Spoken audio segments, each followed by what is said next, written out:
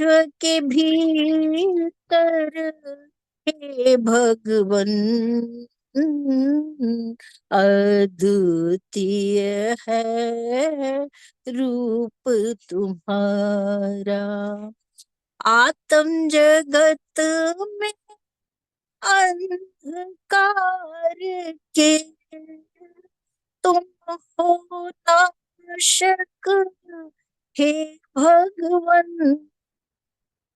जीवन विशुद्ध तत्व ज्ञान के जीवन विशुद्ध तत्व ज्ञान के तुम प्रकाशक हे भगवन अद्वितीय है रूप तुम्हारा।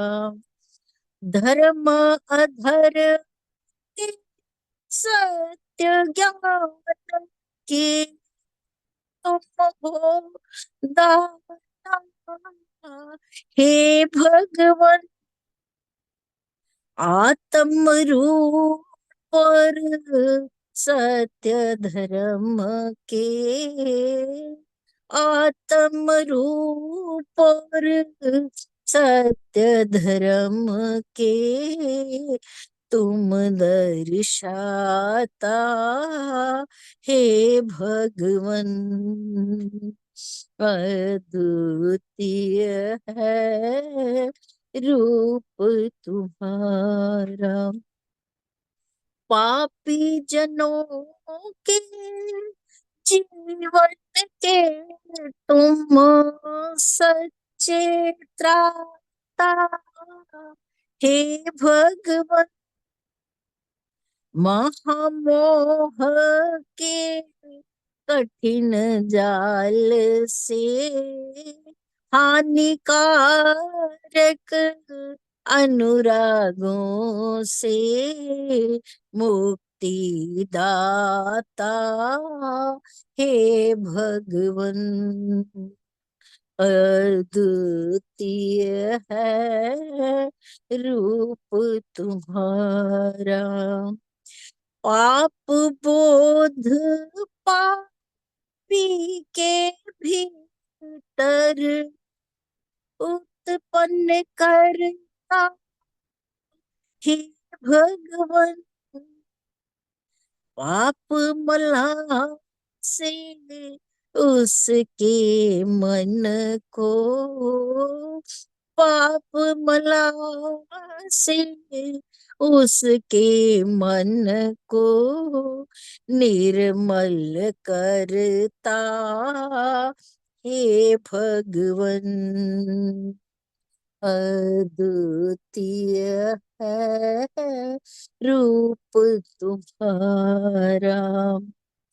योग्य जनों में उच्च जीवन के विकसित करता हे भगवन।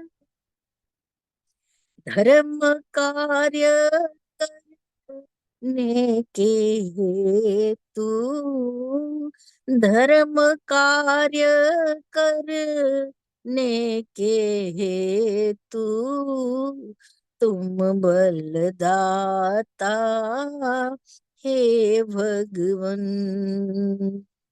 अद्वितीय है रूप तुम्हारा। विश्व के सारे की जगतों के तुम हित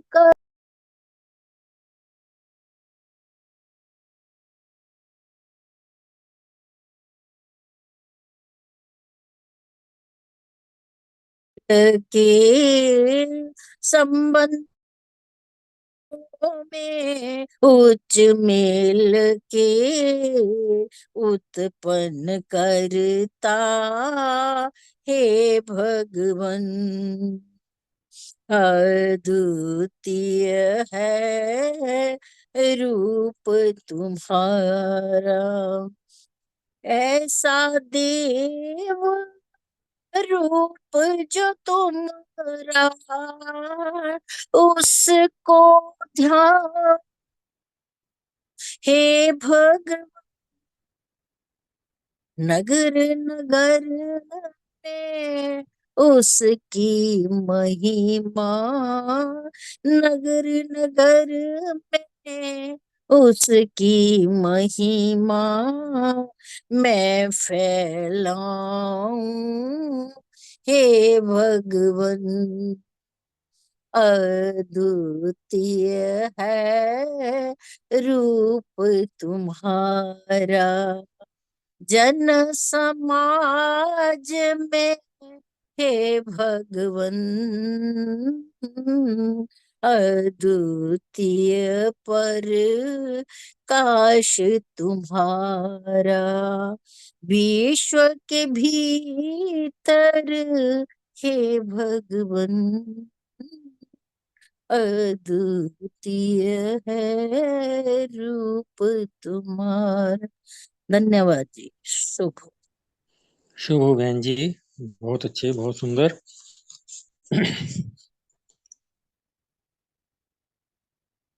अद्वितीय जीवन व्रत धारी, अद्वितीय महिमा है तुम्हारी, अद्वितीय जीवन व्रत धारी।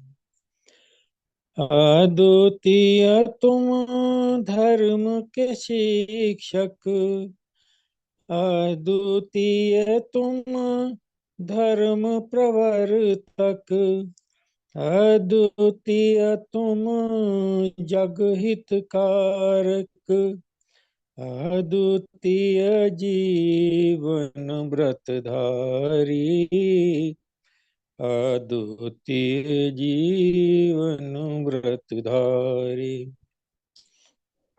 अद्वितीय दुख और उत्पीड़न सह कर किया सदा व्रत पालन, सब प्रकार से परहित साधन, अद्वितीय जीवन व्रतधारी।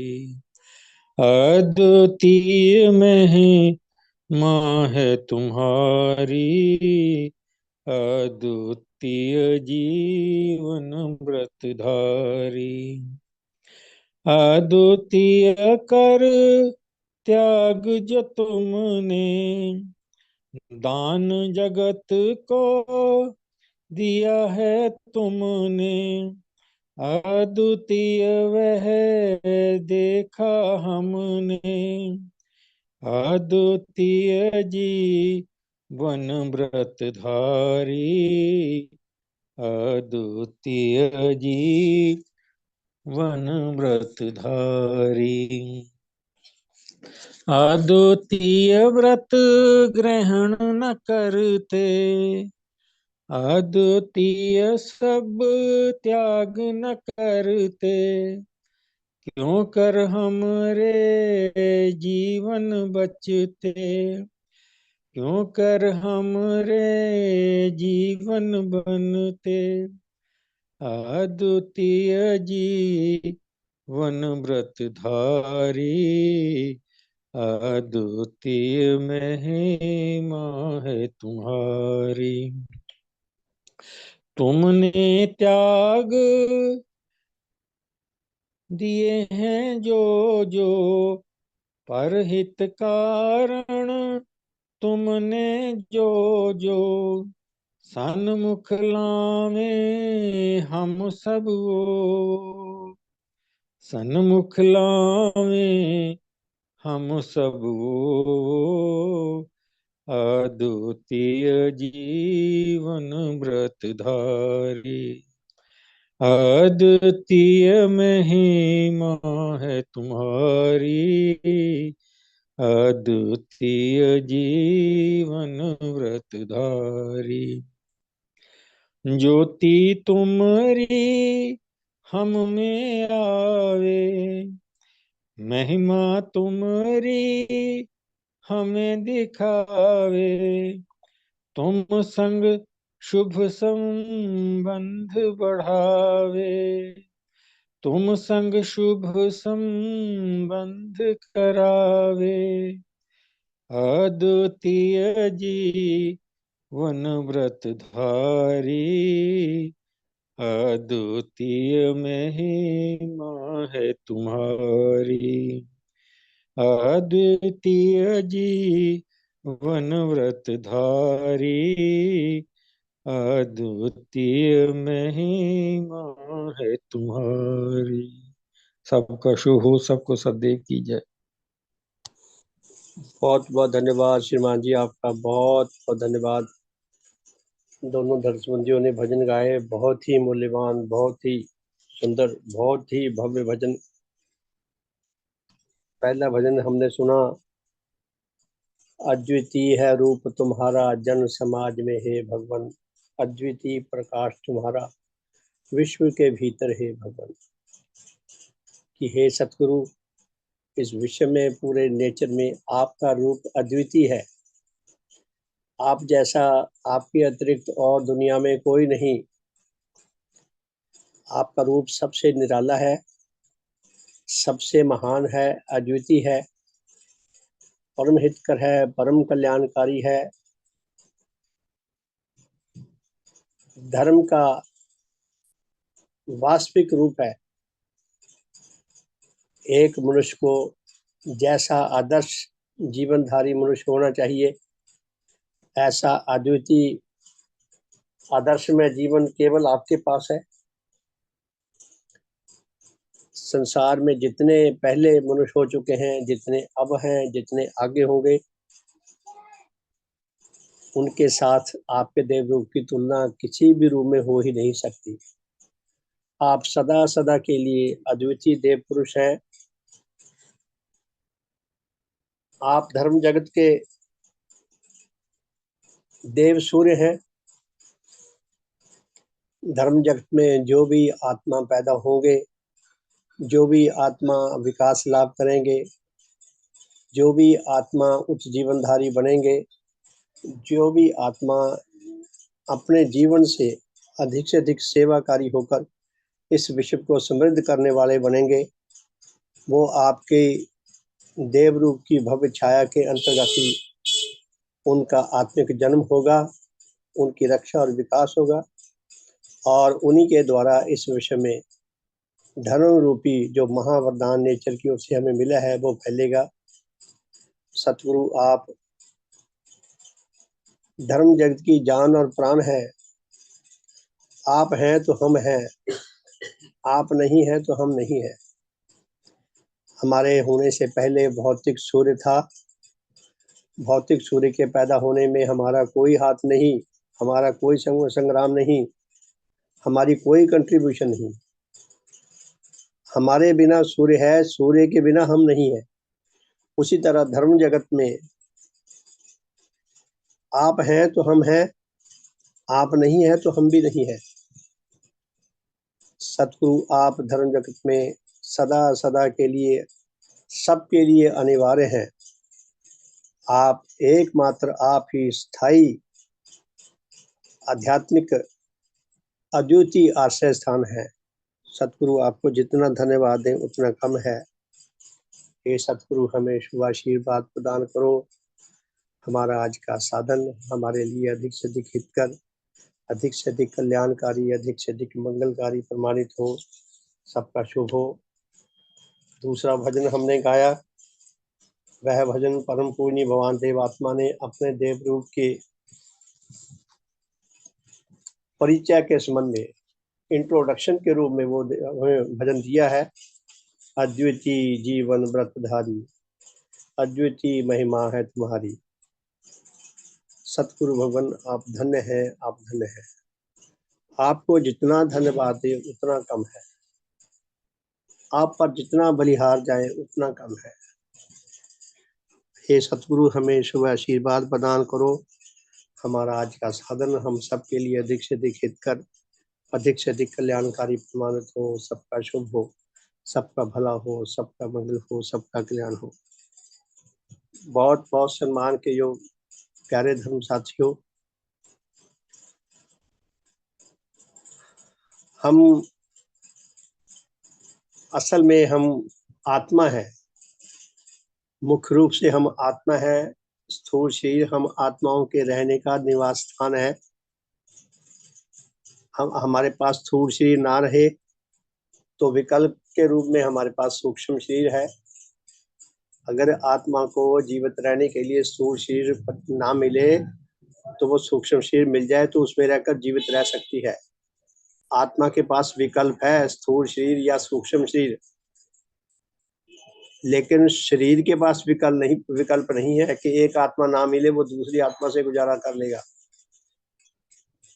और भगवान आप हमारे आत्मिक जीवन की रक्षा और विकास और हमारा भला करने के लिए हमारे लिए अनिवार्य हैं। हम आपके सदा सदा हम आपके आश्रय के अधीन हैं। आप धन्य हैं, आप धन्य हैं हे भगवान। काश हम आपके शिक्षा को समझ सकें, आत्मसात कर सकें, अपने में जीवन में जीकर एक सफल कर सकें, सच्चा आत्म कल्याण लाभ कर सकें और अपनी बारी में आपकी महिमा को औरों तक पहुंचाकर उनके आत्म कल्याण में कुछ न कुछ सहायकारी बनकर आपकी प्रसन्नता लाभ कर सकें। हमें ऐसा शुभ आशीर्वाद प्रदान करो। प्यारे धर्म साथियों, भगवान देवात्मा ने धर्म की इम्पोर्टेंस के विषय में, धर्म के महत्व के विषय में जितना ज्ञान दिया है अद्वितीय है, परम हितकर है, परम कल्याणकारी है। भगवान देवात्मा एक बार बहुत निढाल हो गए। बस ऐसा लगता था कि प्राण निकले निकले। उनके साथ उनके जो साथी थे, सेवक थे, कर्मचारी थे उनकी सेवा में, उन सबको भी ये लग रहा था कि पूज्य भगवान आज रात्रि शायद ही काट सके, इनका प्राणांत हो जाएगा। भगवान ने बाद में इस घटना को लिखा है। तो उस घटना में लिखा है कि परलोक से मेरे परलोकवासी कई उच्च जीवनधारी साथियों ने मेरे प्राणों की रक्षा के लिए अपने अपने धर्म बल का प्रयोग करना शुरू किया ताकि मेरे जीवन की रक्षा हो सके। बड़ा यह एक ऐतिहासिक वाक्य है। मुझे कई दिनों से ये चिंतन चल रहा था, अचानक कहीं से याद हो गया। तो पुण्य भगवान ने आध्यात्मिक बल को लेकर एक पुस्तक लिखी है, सत्यवान सावित्री के बारे में। संकलित रचना में ये पुस्तक छपी हुई है, बहुत शानदार पुस्तक है। तो उसमें से मैं पाठ करेंगे। पुण्य भगवान ने सावित्री और सत्यवान की कथा में से सावित्री के धर्म बल का उल्लेख किया है कि सावित्री का धर्म बल कैसा था। हम भगवान के हृदय की था लेने का प्रयास करें कि भगवान हम तक क्या पहुंचाना चाहते हैं। तो पुण्य भगवान क्या लिखते हैं सावित्री के बारे में? कहते पतिव्रता के लिए पति अनुराग स्वाभाविक है।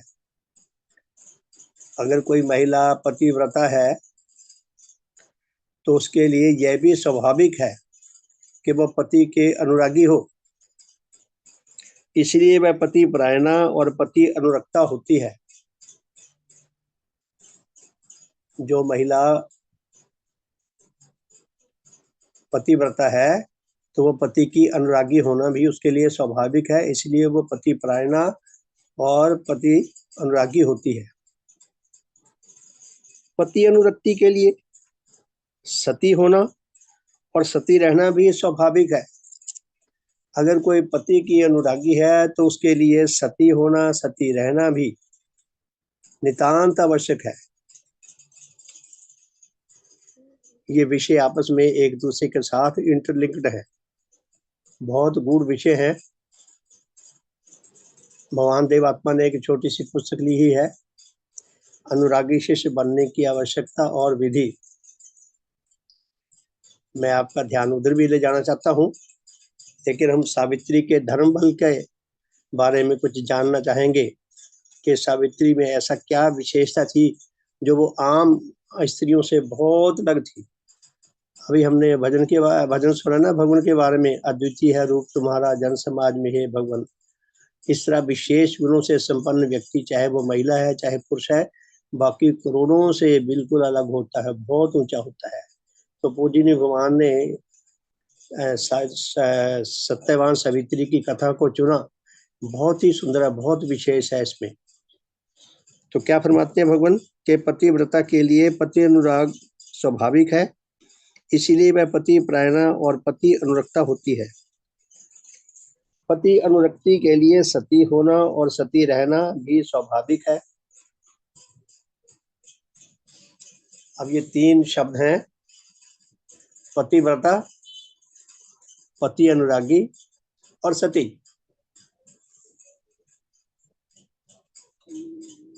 मैंने डेफिनेशन लिखी है भगवान की ज्योति में कि पतिव्रता क्या होती है। पता नहीं मैंने गलत लिखा है या ठीक लिखा है, मैंने कोशिश की है पूरी भगवान की ज्योति में लिखने की ये बात।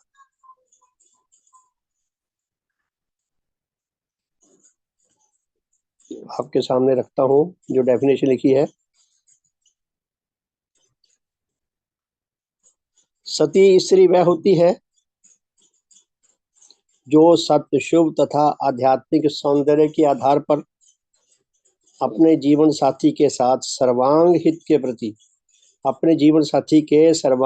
प्रति मन वचन कर्म से पूरी तरह वफादार रहे तथा आंतरिक एवं बाहिक आचरण से शुद्ध पवित्र रहे।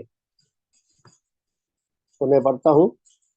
सती स्त्री वह होती है जो सत्य, शुभ तथा आध्यात्मिक सौंदर्य के आधार पर अपने जीवन साथी के सर्वांग हित के प्रति मन वचन कर्म से पूरी तरह वफादार एवं आंतरिक तथा बाह्य आचरण से शुद्ध पवित्र होती है।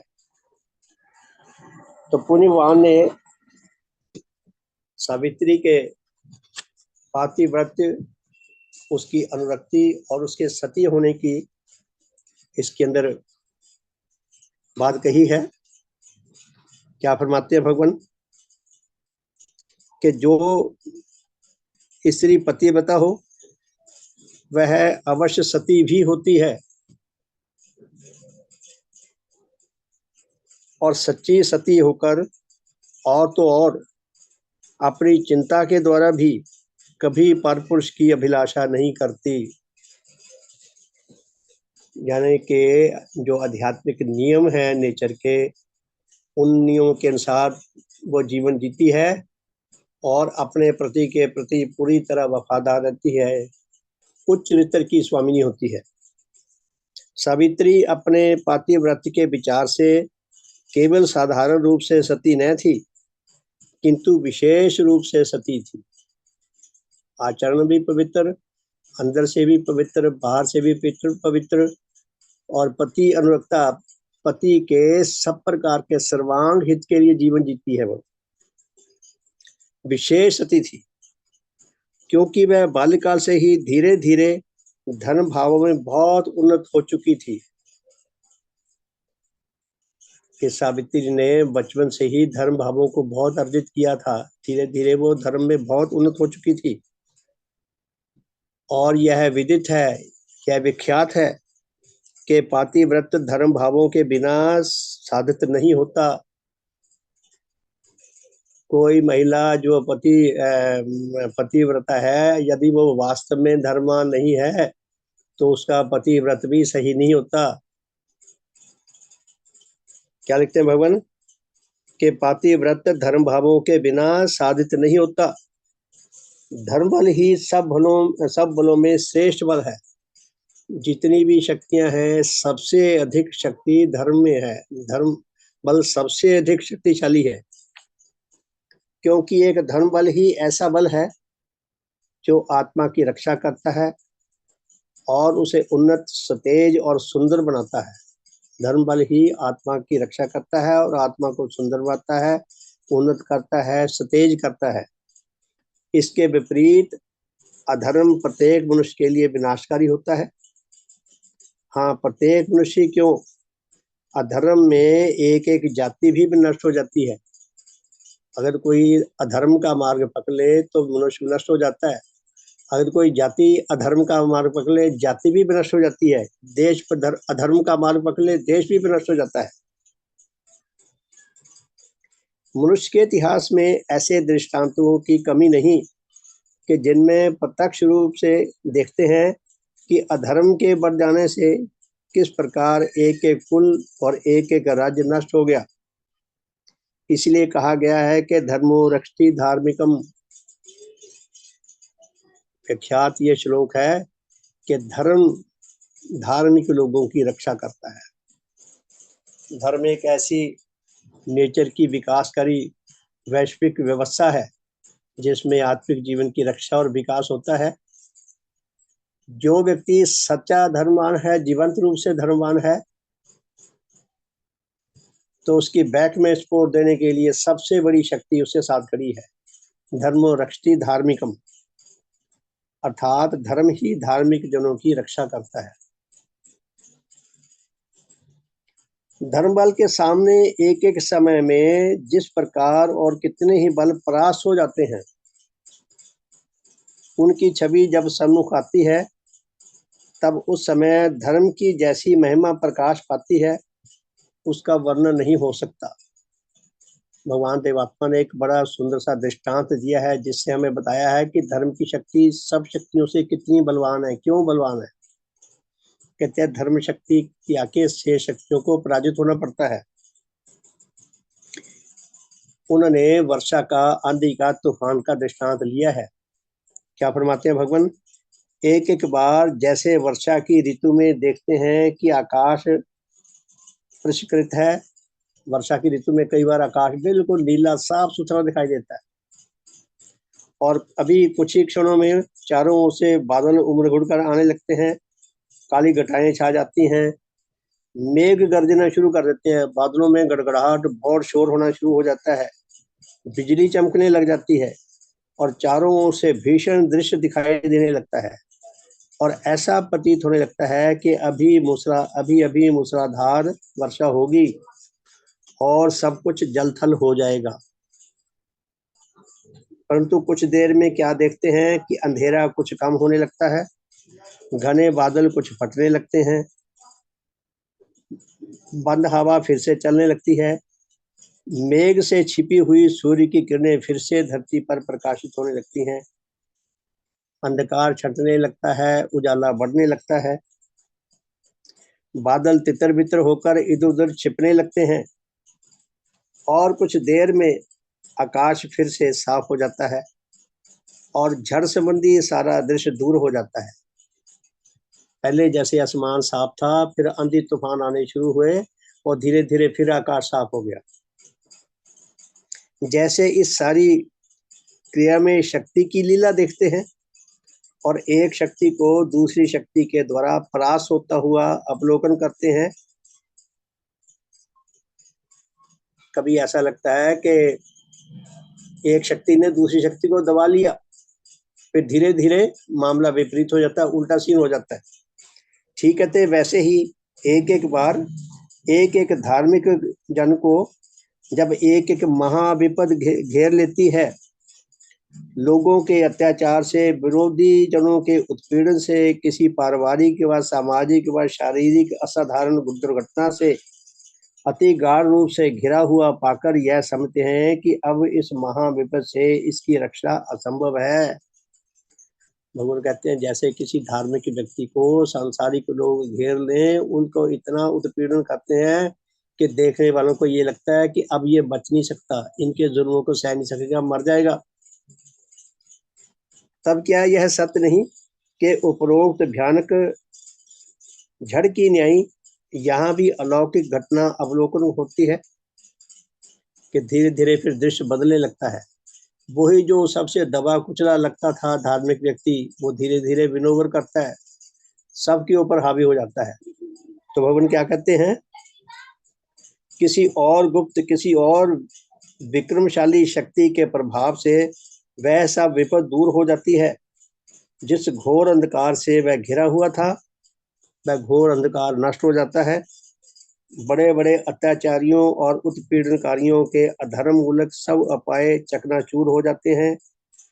और तो और एक एक बार मानो आई हुई मृत्यु भी परास्त हो जाती है।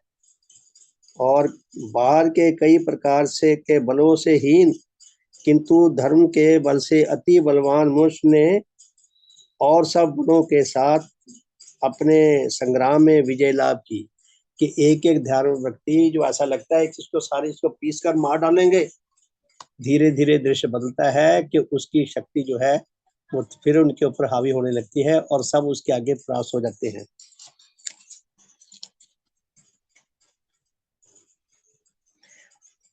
कहता धर्म के बल से अति बलवान मनुष्य ने इन सब बलों के साथ अपने संग्राम में विजय लाभ की। और उस विजय ने उस रहस्य के समझने और देखने वालों के लिए इस वचन की सत्यता को प्रमाणित कर दिया। धर्मो रक्षति धार्मिकम।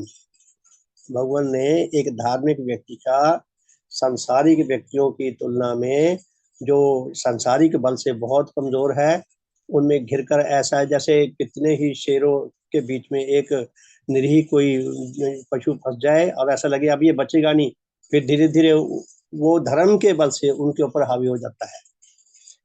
तो भगवान ने गीता के श्लोक को उठाया है कि ये श्लोक जो है सत्य प्रमाणित होता है कि धर्मो रक्षति धार्मिकम, जो इतना बलहीन लगता था वो फिर कैसे जीत गया।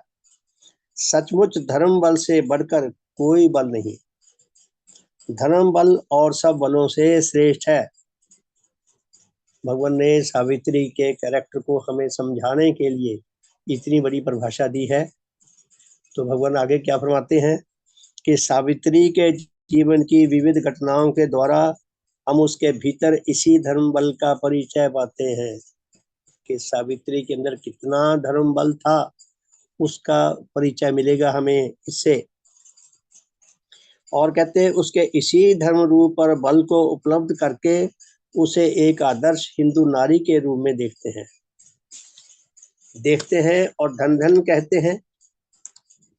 और उसे इस योग्य समझते हैं कि हमारी जाति की अन्य स्त्रियां भी उसके जीवन का अनुकरण करके धन्य हो। शेष स्त्रियां भी सावित्री के चरित्र से प्रेरणा लें और धन्य हो। तो क्या कहा गया है, सावित्री के जीवन की कुछ घटनाएं हैं। सावित्री ने युवावस्था में पहुंचकर अपने अच्छे पिता के आदेश के अनुसार अपना वर आप खोजना था। उसके पिता राजा थे, वो बचपन से धीरे धीरे बड़ी हुई, उसने धर्म भाव अर्जित किए और पिता ने कहा कि बेटी तुम अपने लिए जैसा तुझे पति चाहिए वो खोज ले, हम तेरी शादी कर देंगे। तो क्या फरमाती हैं कि वो अपने पति को तलाश करने के लिए कहाँ गई, दिल्ली नहीं गई, बॉम्बे नहीं गई, इंग्लैंड नहीं गई। देखो भगवान क्या लिखते हैं कि वे अपने लिए आदर्श पति की खोज में वो जंगलों में गई, जहाँ ऋषि मुनियों के आश्रम थे, वहां ऋषि मुनियों के आश्रम में उसने अपने पति को खोजा, अभी कोई मेरे लिए कोई सही मिलता है। तो क्या फरमाते भगवान कि अपना वर्ग खोजने के लिए वो तपोवनों में फिरने लगी और तपोवनों में फिरते फिरते उसे सत्यवान को अपने पति के रूप में वर्ण किया और उसे वर्ण करके अपने लिए सेलेक्ट किया भी मैं इससे विवाह करूंगी। और उसे वर्ण करके जब वह राजनगरी को लौट आई तो उसने देवऋषि नारद के मुख से यह बात सुनी। जब वो अपने लिए पति सिलेक्ट करके अपने पिता के पास आई तो वहां नारद मुनि जी आए हुए थे। उन्होंने सत्यवान का भविष्य बताया। क्या बात बताया कि सत्यवान विवाह के 1 वर्ष के पश्चात मर जाएगा, 1 वर्ष के अंदर उसकी मृत्यु हो जाएगी। और इस पर जब सावित्री ने के पिता ने उससे कहा कि तुम सत्यवान को छोड़कर अपने लिए कोई और वर ढूंढो, तो इस पर सावित्री ने बहुत सम्मान और विनीत भाव के द्वारा किंतु असाधारण दृढ़ता के साथ अपने पिता से स्पष्ट रूप से कहा कि सत्यवान की आयु चाहे थोड़ी हो और चाहे बहुत, परंतु मैंने उसे एक बार पति रूप में वर्ण किया है, तो अब मैं उसे छोड़कर किसी और के साथ विवाह नहीं कर सकती। प्यारे धर्म साथियों, सती का ये पहला लक्षण बताते हैं भगवान कि एक बार जिसको अपने मन मंदिर में बिठा लिया, इस दृष्टि से देख लिया पति के रूप में, वो कहती बस उसी से शादी करूंगी।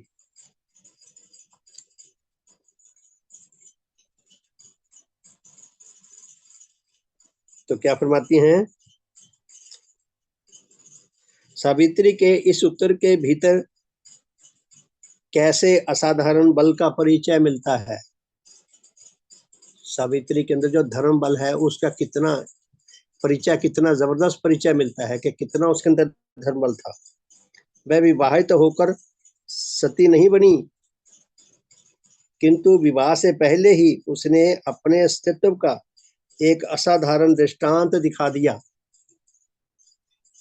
प्यारे धर्म साथियों, हम इस बात को गहराई से समझने की कोशिश करें कि अभी उसका विवाह हुआ नहीं था, लेकिन उसने विवाह से पहले ही अपना कितना अस्तित्व का, अपनी पवित्रता का, अपनी वफादारी का, अपने कैरेक्टर का, अपने आचरण का कितना सुंदर दृष्टांत पेश किया।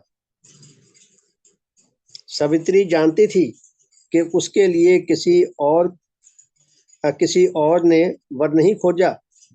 उसके पिता माता व किसी और ने उसके लिए किसी को वर स्वीकार नहीं किया कि जिसको वह यह समझकर छोड़ सके कि यद्यपि उसके माता पिता आदि ने किसी पुरुष को उसके वर के रूप में चुना है, किंतु उसने आप तो उसे पति रूप में ग्रहण नहीं किया। सावित्री ने कोई जितना उसने अपने चुनाव पर वो डटी रही कि ये उसके साथ धोखा है अगर मैं उसको वर्ण नहीं करती जिसको मैंने सिलेक्ट किया है। ऐसा नहीं, अगर पिता ने चुना होता तो कह देते जी आपने कौन सा मेरे से सहमति ली थी, माता ने चुना होता, किसी और ने चुना होता, भी मैं नहीं करती। तो सती अपने बात पर, अपने वचन पर दृढ़ रही, किंतु उसने आप तो उसे पति रूप में ग्रहण नहीं किया था, इसलिए उसके त्याग करने में वह किसी पाप से कलंकित नहीं हो सकती।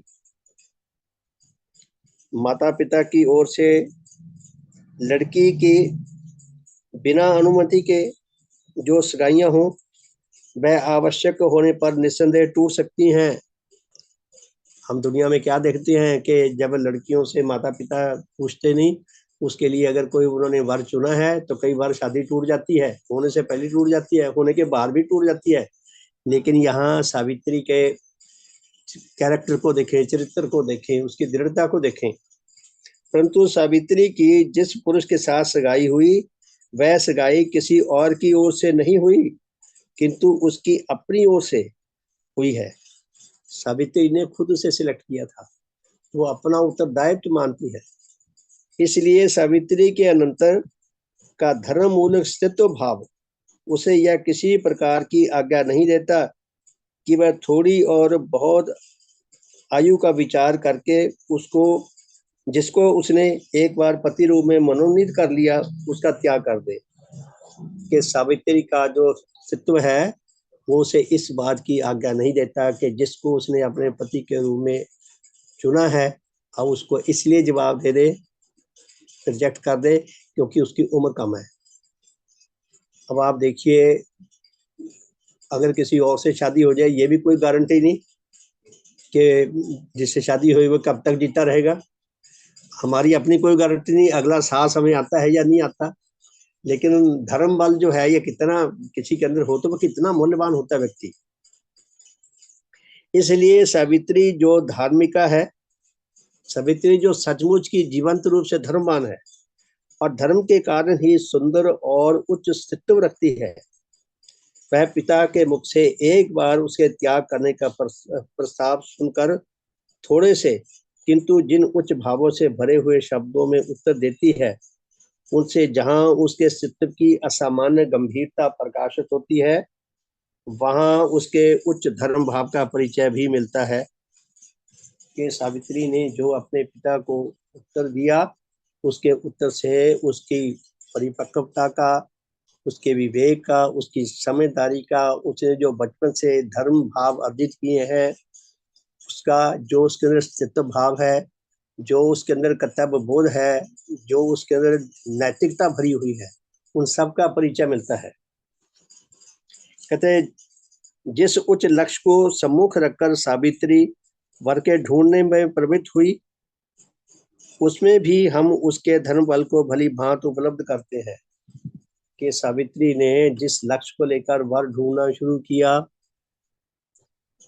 उसको जानना समझना भी हम सबके लिए नितांत आवश्यक है। कहते एक और जनों की न्यायी सावित्री के भीतर वह प्रवृत्तियां और वासनाएं विराजमान हैं कि जो सावित्री जैसी धनी राजा की बेटी को यह अनुरोध कर सकती हैं कि उसे अपने लिए एक ऐसा वर लाभ करना चाहिए जो धन रत्न रखता हो, सहस्त्र सहस्त्र लोगों पर आधिपत्य रखता हो, किसी राजा का शासन करता हो, सेवा शुश्रूषा के लिए उसके पास दास दासियां हो, जिसके संग विवाहे जाने पर जैसे एक और चारों ओर से मान प्रतिष्ठा लाभ करने का अवसर प्राप्त हो, दूसरी ओर सब प्रकार के शारीरिक सुखों और भोग विलास की सामग्री लाभ हो। सावित्री के अंदर भी वासना शक्तियां थी जो आम इंसान में होती हैं। सावित्री चाहती तो दुनियादारी का जीवन व्यतीत कर सकती थी, किसी ऐसे व्यक्ति को चुन सकती थी जो राजा महाराजा हो, जिसके पास बहुत धन दौलत हो, बहुत उसके पास खाने पीने के बहुत सामान हो, बहुत से दास दासियां हो, बहुत महल हो, दुनियादारी का सब कुछ हो। और दूसरी ओर धर्म जीवन में गए कुछ चुनाव और है। तो क्या फरमाते हैं भगवान, क्या लिखा है दूसरी ओर, धर्म जब अपनी महिमा के प्रकाश करने का अवसर पाता हो, तब उस पर यह प्रकट करता हो कि यदि उपरोक्त सब प्रकार की अभिलाषा पूरी हो भी जाए, परंतु एक ऐसा पति मिले जो धार्मिक ना हो, जिसके जीवन का लक्ष्य उच्च ना हो, तो फिर उसके साथ विवाह जैसे अकट संबंध में बंधकर और सारी आयु के लिए बंधकर आत्मा जिस महाभयानक दुर्दशा को प्राप्त हो सकता है, और आप नीच और नारकी बनकर और कितने ही नीच और नारकी बना सकता है, उसका अनुमान कौन लगा सकता है। कहते एक और अगर कोई दुनिया परस्ती का जीवन जिए, खूब धन दौलत वाले, बड़ी पहुंच वाले किसी व्यक्ति से शादी करे, उसके पास दुनियादारी का सब कुछ हो लेकिन धर्म ना हो उसके पास, तो उसके साथ भी ऐसे व्यक्ति का जो धर्मवान हो उसका जीवन नरक हो जाता है। और दूसरी ओर यदि वो ऐसे व्यक्ति को चुने जो धर्मवान हो, धर्म के मार्ग में उसका सच्चा वफादार साथी हो, सहायक हो, और अगर दुनियादारी की दृष्टि से वो गरीब भी हो, निर्धन भी हो, तो भी वो खुशी खुशी बहुत सुंदर जीवन जी सकते हैं। सावित्री के सन्मुख यह दोनों दृश्य विराजमान है। सावित्री के सम्मुख यह दोनों दृश्य वर्तमान है, दुनिया परस्ती का भी और धर्म का भी। और अब देखो कि वह जीवन के इन दोनों पथों में से किसको ग्रहण करती है। हमारी चॉइस जो है वो हमारे जैसे हमारे भाव हैं उसी प्रकार की हमारी चॉइस होती है। और उसके हृदय में दो प्रकार के विरोधी बलों में से कौन सा बल बढ़ चढ़कर प्रमाणित होता है। हमारे अंदर भी दो भाव में संग्राम चलता है, जो बलवान होता है वो अपना काम करवा जाता है। तो यहाँ सावित्री के अंदर जो धर्म बल है, जो अस्तित्व का भाव है, वो ज्यादा प्रबल है। तो क्या लिखा है, यही नहीं कि सावित्री धन संपद और इंद्रिय सुखों को ग्रहण करती है, किसी राजा राजेश्वर की रानी बनना और रानी कहलाना बुरा जानती है। ऐसा नहीं कि वो रानी बनना बुरा मानती हो, धन दौलत को बुरा समझती हो, लेकिन उनकी सबकी तुलना में वो धर्म को सबसे बढ़कर मूल्यवान मानती है। तो इसलिए सावित्री ने अपने लिए जो वर चुना, बचपन से उसने जिस धर्म शक्ति को लाभ किया था, धर्म को अर्जित किया था, धर्म धन को लाभ किया था, उसके आधार पर राजा की पुत्री होकर, धन दौलत की मालिक होकर, नौकर चाकरों की मालिक होकर, और दुनियादारी में जितना कुछ सुख सुविधा के सामान उन सब की स्वामिनी होकर भी उसने अपने लिए एक ऐसा पति चुना जो निर्धन है, जो गरीब है, जिसके पिता का राज्य शत्रुओं ने छीन लिया है, उसके ससुर जो थे वो अंधे थे, और होने वाला पति, उसका ये पता लग गया था कि 1 साल के अंदर अंदर इसकी मृत्यु हो जाएगी। लेकिन यहाँ धर्म बल ने उसके विजय पाई और उसने सत्यवान को अपने लिए पति के रूप में वर्ण किया। तो प्यारे धर्म साथियों, समय हो गया। किताब बहुत सुंदर है। आगे सावित्री के धर्म बल का जो परिचय दी है उसमें उसके 12 विशेषताएं बताई हैं। एक एक विशेषता पे घंटों लग जाएंगे विचार करने में। तो आने वाले दिनों में फिर देखेंगे इसका। तो सुदेश जी, देव आरती गाएं बहन जी, समय हो गया। धन्यवाद श्रीमान जी, सदैव की जय। सदैव की मैं जय 2 बहन जी। मिनट का समय चाहती हूँ सावित्री के विषय में बात करने के लिए, या जी तो जी अगली बोलिए। बार या इसी विषय के उसमें मैं 2 मिनट बोलना चाहती हूँ, हाँ जी बहन अगर जी समय बोलिए। दे सके। हाँ जी, श्रीमान जी, आप सबको ही पता है, काका जी को आप जानते हैं, पीवी कर्नल जी के सुपुत्र बड़े, उनका नाम सत्यवान था। और समाज के मेरी आवाज आ रही है श्रीमान जी? मेरी आवाज आ रही है? हाँ जी, आ आ रही रही है है। बहन जी, आ रही है, आ रही है जी। हाँ हाँ जी। तो सब जानते हैं काका जी को, पीवी कर्नल जी के सुपुत्र थे। तो उनका विवाह जो होना था, सगाई हो चुकी थी, क्योंकि उनके ससुर श्रीमान भाई देवपाल जी भी देव समाज के थे और पीवी कर्नल जी भी देव समाज के थे। दोनों की पत्नियों ने निश्चय किया कि हम अपने बच्चों का विवाह कर देंगे। वो सिंधी थे, वो पंजाबी थे, देवपाल जी। तो जी जी सगाई हो गई। उसके बाद काका जी का एक्सीडेंट हुआ, उनकी रीढ़ की हड्डी में चोट लगी, प्लास्टर लग गया। और उसके बाद डॉक्टरों ने कह दिया कि शायद ये सारी उम्र ना चल सके और बच्चा पैदा होने का भी चांस नहीं है कि ये पिता बन सके। तो ये ऐसे ही शायद रहना पड़े इनको कुछ साल। सगाई हो चुकी थी। तो श्रीमती प्रेमलता जी, जो उनकी बाद में धर्मपत्नी बनी, उन्होंने कहा कि जब मेरी सगाई हो गई है तो मैं इनके साथ ही विवाह करना चाहती हूँ, और जब इनको सेवा की जरूरत है, जो बेड पे है आदमी, जिसकी कमर के नीचे प्लास्टर लगा हुआ है, तो सेवा मैं कुंवारी लड़की ऐसे नहीं कर सकती, तो मेरा विवाह कर दो। तो उनके परिवार ने भी, सब लोगों ने विरोध किया कि नहीं, ऐसे व्यक्ति से विवाह का क्या फायदा, जो चल नहीं सकता, खड़ा नहीं हो सकता, कभी पिता नहीं शायद बन सकेगा। तो इसके साथ बहन भाइयों ने भी विरोध किया। तो उन्होंने कहा नहीं, मैं ऐसे व्यक्ति की विधवा कहलाना बेहतर समझूंगी, बजाय किसी और की पत्नी बनने के। मेरे को इसी से विवाह करना है। और उनका विवाह एक ऐतिहासिक संस्मरण है। पर्वत आश्रम लाहौर में हुआ कि स्ट्रेचर पे थे काका जी, और प्रेमलता जी उनके साथ चल के फेरे लिए उन्होंने, और ये विवाह हुआ। और उसके 2 साल, 1-2 साल के बाद काका जी उठ के और चलने फिरने के लायक हो गए। तो मेरे पिताजी, क्योंकि उनके बहुत नजदीक थे, प्रेमलता जी मेरी बुआ जी, हम उनको कहते थे, बचपन से वो जानते थे एक दूसरे को।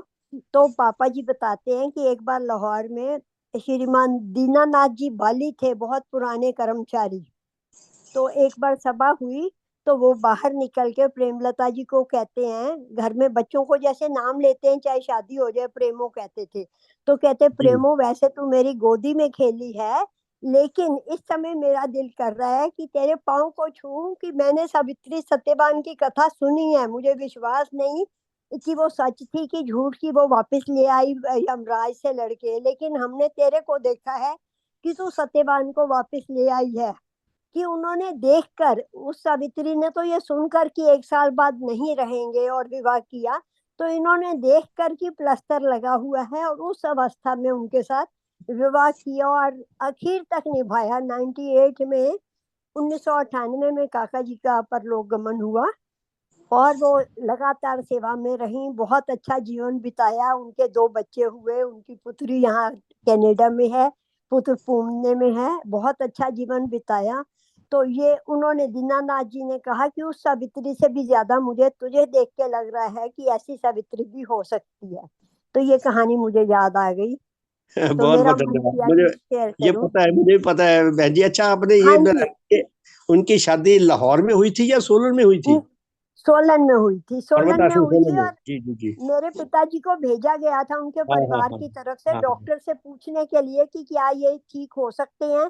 तो डॉक्टर ने कहा, कौन है जिससे शादी हो रही है? तो वो कहते, मेरी बहन है। तो कहते मैं नहीं गारंटी दे सकता कि ये व्यक्ति कभी चल सकेगा, शादी बहन हाँ की जी, हाँ सोच के जी, करना। तो मेरे पिताजी कहते नहीं, मेरी बहन करना चाहती है शादी तो जरूर होगी। और जी, जी। बहुत अच्छा उनका जीवन रहा। तो वो मुझे याद आ रहा था देखो, कि बुआ जीवंत जी का दृष्टांत है जीवन। हमारे पास ये। हाँ जी, तो हाँ। नहीं, पर नए लोगों को शायद नहीं पता हो, इसलिए हाँ, नए मेरा मन लोगों को नहीं किया कि पता मैं जी। शेयर करूं। हाँ जी, जी, जी। धन्यवाद दीदी, आपने बहुत बहुत अच्छी धन्यवाद। धन्यवाद जी। इंफॉर्मेशन दी। हमें बिल्कुल हाँ भी जी, हाँ पता जी। नहीं था इस बारे में, बहुत हाँ अच्छा लगा। जी, बहुत आपने ये अच्छा। तो इंफॉर्मेशन दी, बाई धन्यवाद चांस आपका, शुभ हो। काका जी का नाम भी सत्यवान ही था। सत्यवान, तो वो उनका नाम भी कहते थे, सत्यवान था। जी, जी, जी। हाँ, तो वो कमाल कहते है। थे कि ये सावित्री की तरह ही उनको लेके आई हैं मृत्यु के पंजे से। हाँ जी, हाँ जी, हाँ जी, कमाल धन्यवाद, है। सबका शुभ हो। तो भगवान के देह प्रभाव, या यूं समझे कि जो जी, धर्म बल है, बिल्कुल ये ऐसी बिल्कुल ऐसे जी, ऐसे उच्च दृष्टांत पैदा करता है मनुष्य के जीवन में। बिल्कुल। नहीं, और बिल्कुल, बहुत काका बहुत जी के धन्यवाद जी, पिताजी बहुत भी बहुत देश धन्यवाद। समाज के कर्मचारी थे, और इनके बुआ जी के पिताजी भाई देवबल जी भी बहुत समर्पित कर्मचारी थे। जो जी, जी, जी। लाठियों से वो हमला हुआ और खून से सने हाँ जी, कपड़े हाँ, सोलन में उन्होंने रखे लाठियां हैं। खाई हैं लाहौर में। हाँ जी, जी, जी। हाँ, वो उन्हीं के हैं। जी, तो जी, जी। धन्यवाद, शुभ हो। धन्यवाद जी, बहुत बहुत धन्यवाद। सुदेश समय जी। ज्यादा ले शुभ हो लिया शुभ हो। मैंने, हाँ पर जी, हाँ कोई मेरा जी, बात हाँ मन जी। था। नहीं। धन्यवाद। नहीं, पहले सुदेश बहन जी। तो उनके श्रीमंत देवल जी के कपड़े भी रखे हुए थे और खून के रंगे हुए, अब नहीं है सोलन में। बहुत हाँ, बहुत हाँ, अब शुभ हैं, हो। कहाँ और मैंने गए? मैंने देखे तो नहीं, शायद सुने हुए तो हैं, शायद देखे भी हों, मुझे ध्यान नहीं नहीं आ नहीं, हैं भी, हैं भी। मैंने रहा। तो अच्छा, देखे हुए हैं। अच्छा, अच्छा, अच्छा, हो धन्यवाद जी। सकता है वो अलाउ ना करते हो अब ज्यादा लोगों को अंदर हो सकता जाना, है जी। जी, पर जी, जी। ऐसे था। भगवान के बूट भी मैंने देखे हैं। बूट तो और देखे हैं जी, पापा वो जी तो है, अब भी हैं, हाँ बूट तो हैं, रखे हुए हाँ, हैं, शो के उसमें रखे हुए मैं हैं। तो जी, जी। ज्यादा पापा जी से ही जानती थी। तो पापा जी बताते थे कि जब उद्घाटन करने गए थे वहां सोलन में समाधि का, तो श्रीमान ईश्वर सिंह जी उन बूटों को पकड़ के जप्फी डाल के इतना रोए कि ये बूट थे जो मैं भगवान को पहनाता था। जी, जी, जी। तो बहुत अच्छे हैं, वो दृष्टांत याद आ जाते हैं, तो मेरा मन किया मैं शेयर करूं। समय ज्यादा बहुत ले लिया, धन्यवाद क्षमा बहन जी, करें। बहुत धन्यवाद। मैंने तो 2-4 बहुत दिन बहुत बाद धन्यवाद करना था आपका। शेयर, क्योंकि ये लंबे है, ये किताब काफी लंबी है ये। तो हाँ आपने जी, आज ही आप कर दिया, करें, बहुत बहुत जरूर धन्यवाद करें। आपका। बहुत बहुत बहुत अच्छा धन्यवाद विषय जी। है। बहुत धन्यवाद। बहुत धन्यवाद। सुदेश बहन जी, देव आरती गाएं। धन्यवाद जी। धन्यवाद, शुभ हो आपका। जय जय देव गुरु, जय जय देव गुरु, जय सत और शुभ अनुरागी, जय देव रूप धारी, गुरुदेव रूप धारी, सत और शुभ के हेतु, सत और शुभ के हेतु, एक अतुल त्यागी, जय जय देव गुरु।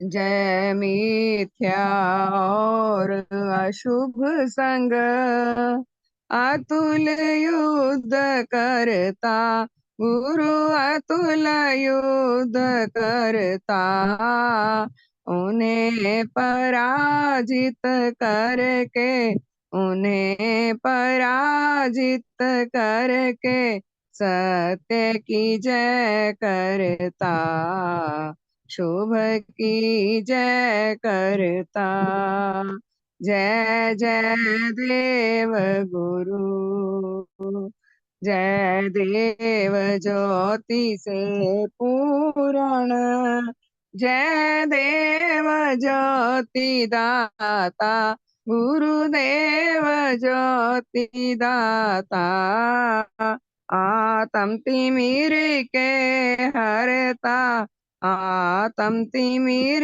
के हरता, आत्म ज्ञान दाता, जय जय देव गुरु, जय देव तेज से पूर्ण, जय देव तेज दाता, गुरुदेव तेज दाता, नीच गति के हरता, नीच गति के हरता, सत्य मोक्ष दाता, जय जय देव गुरु, जय जी जय देव तेज संचारक, जय पाप मैल हरता, गुरु पाप मैल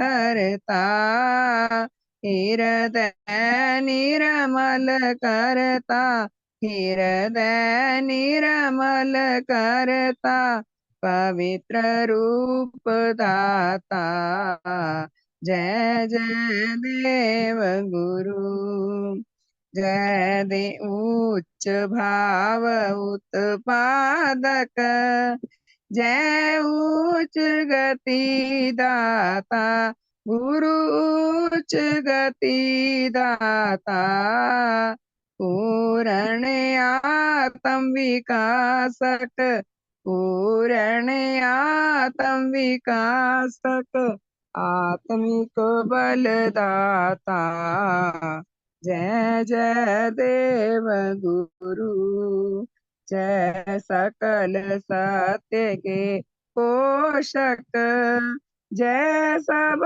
मिथ्या हरता, गुरु सब मिथ्या हरता, सकल हितों के साथी, सकल हितों के साथी, समुचित सुख दाता, जय जय देव गुरु, जय जीवन रस संचारक, जय अमृत दाता, गुरु जय अमृत दाता, आत्म पतन के नाशक, आत्म पतन के नाशक, जय जीवन दाता, जय जय देव गुरु, जय एक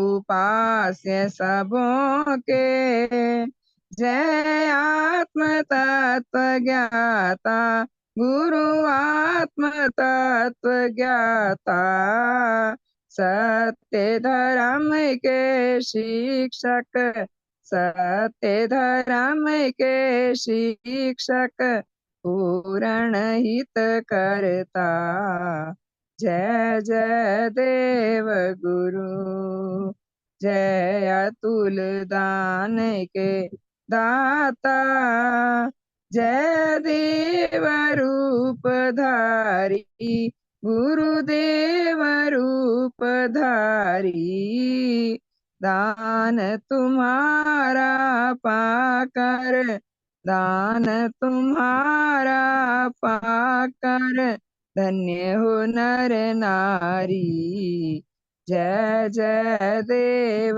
गुरु, जय अतुल दान के दाता, जय देव रूप धारी, गुरुदेव रूप धारी, दान तुम्हारा पाकर, दान तुम्हारा पाकर, धन्य हो नर नारी, जय जय देव गुरु, जय जय देव गुरु, जय जय देव गुरु, भगवान देवात्मा की जय, भगवान देवात्मा की जय, भगवान देवात्मा की जय, भगवान देवात्मा की जय, सतदेव की जय, सबका शुभ।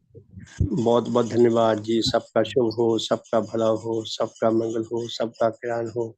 प्यारे धर्म साथियों, आज हमने 2 दृष्टांत देखे, एक श्रद्धेय काका जी का और उनकी श्रीमती जी का, श्रीमान देवबल खेड़ा जी की पुत्री का, जो श्रीमान विनोद खेड़ा जी की बुआ जी हैं।